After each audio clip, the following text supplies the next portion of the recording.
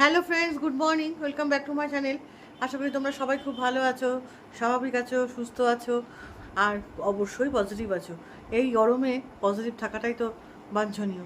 কি গরমটাই না পড়েছে, ভালো লাগছে না কিছু। সকালবেলা থেকে উঠেই পর্যন্ত গরম গরম আর গরম। যাই হোক, এখনও স্নান টান হয়নি।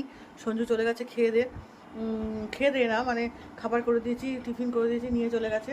আর আমার এখনও কিছু হয়নি।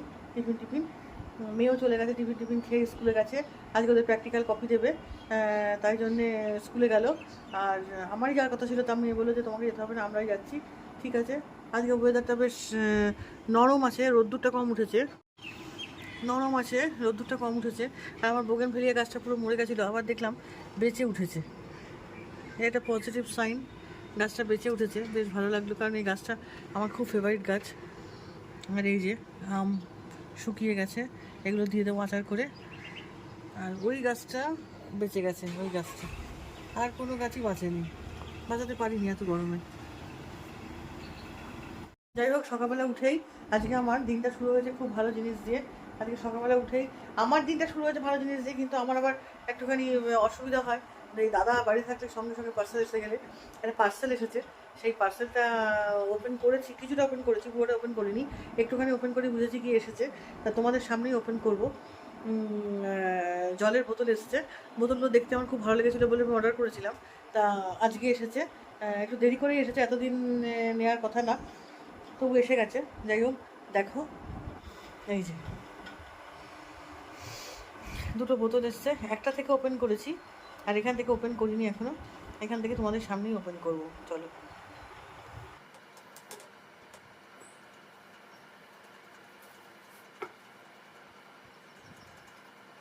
এই যে বটল,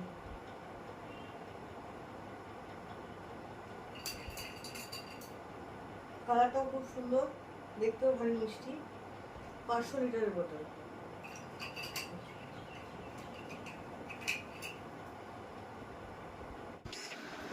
চলুন বোতলগুলো এবার খুলে দেখি।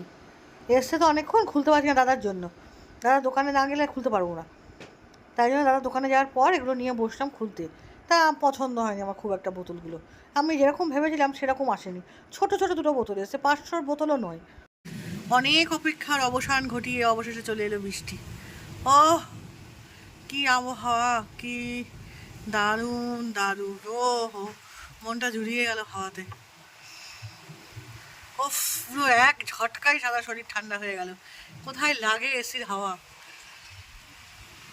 ও দুর্দান্ত দুর্দান্ত দুর্দান্ত। চলো, আজকে সবাইকে শান্ত করে দিয়েছি এত সুন্দর ওয়েদার দিয়ে। কি বলো তোমরা? এই ওয়েদারটা একটু উপভোগ করি, চলো। প্রতিদিন খেতে আসবে আর এসে অশান্তি বাঁধাবে। কেন তুমি ওই ঘরে যাও?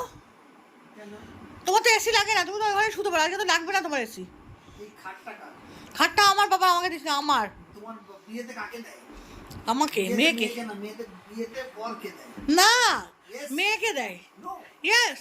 তুমি কাকে দেবা? তোমার মেয়েকে? মেয়েকে দেবো না জামাইকে দেবা? কি? ও ঠিক আছে। আমার বাবা আমাকে বলেছিল তোকে দিয়েছি। মেয়ে সবই করে নেবে। হ্যাঁ, ঘুমাও, ঘুমিয়ে নাও।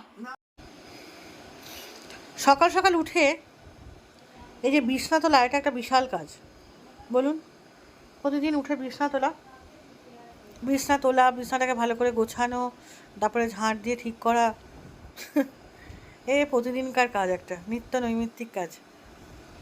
যাই হোক, সেটা তো করতেই হবে, বলে লাভ নেই।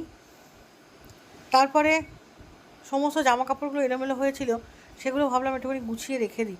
কারণ এই চেয়ারটা খালি না করলে একদম খুব অসুবিধা হয়, ভাল লাগে না। চেয়ারের ওপর কত জিনিসপত্র থাকলে না একটুখানি এসে চট করে চেয়ারে বসা যায় না। এই খেলাটা দেখা, এই হোক যাই হোক।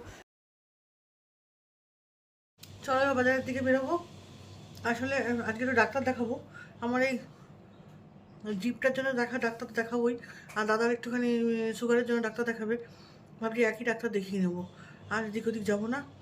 হোমিওপ্যাথি খেয়ে হচ্ছে না, বহু টাইম লেগে যাচ্ছে। ভাল লাগছে না, কিচ্ছু খেতে পারছি না, কিছু করতে পারছি না। কিছু খেতে গেলেই ঝাল লাগছে। এই নিয়ে বেশি দিন চলা যায় না, তাই জন্য ভাবছি আজকে ডাক্তারটা দেখিয়ে নেবো।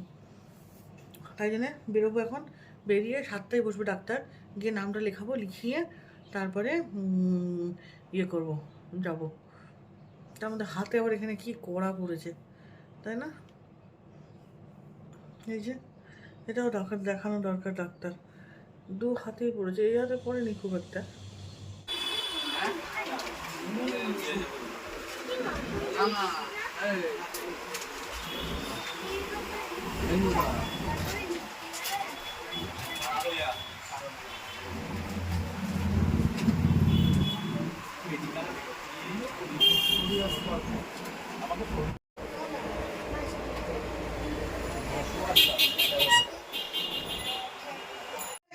ডাক্তার দেখিয়ে বাড়ি এলাম জিপটার জন্য, দাদাও গেছিল ডাক্তার দেখাতে, দুজনে মিলেই গেছিলাম।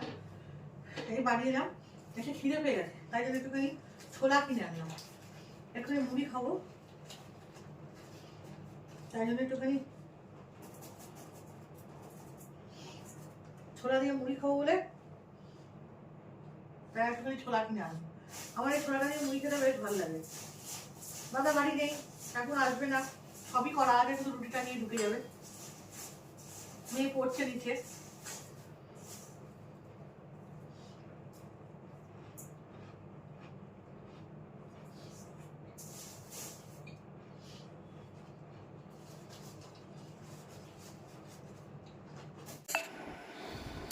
রান্নাঘরে চলে এসেছি, কতগুলো বাসন ছিল, মাসি কালকে ডুবিয়েছে, সেই সকালে একবার এসেছিলো, তারপরে আর সারাদিন আর একবারও পাত্তা নেই।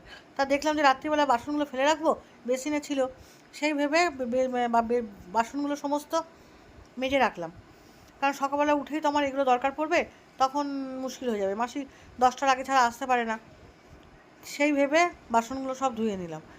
তা যাই হোক, রান্নাঘরে চলে এসেছি যখন, তা ভাবলাম যে রান্নাঘরের কাজগুলো কি লেপটে যাব, যে সবজিগুলো একটু গরম করতে হবে। হ্যাঁ, সেই যেই ভাবা সেই কাজ, সবজিগুলো একটু গরম করে নিচ্ছি। সবজিগুলো গরম না করলে যা গরম পড়েছে, বাই চান্স বলা যায় না, যদি নষ্ট হয়ে যায় তখন আমও যাবে, শালাও যাবে, তখন কিছু দিয়েই খেতে পারবো না। ওই জন্য যেই বলা সেই কাজ, সবজিগুলোকে মেয়ের মাছটা গরম করে নিচ্ছি, তারপরে ওদিকটা খালি আছে মনে হয়, এবার ওদিকটাই বসিয়ে দেবো আমাদের মাছটা। এবার গরম করছি বটে, শীতকালে তো, গরমকালে তো গরম না করলেও চলে, কিন্তু ওই যে নষ্ট হয়ে যাওয়ার একটা ভয় থাকে, তাছাড়া কোনো অসুবিধা হয় না।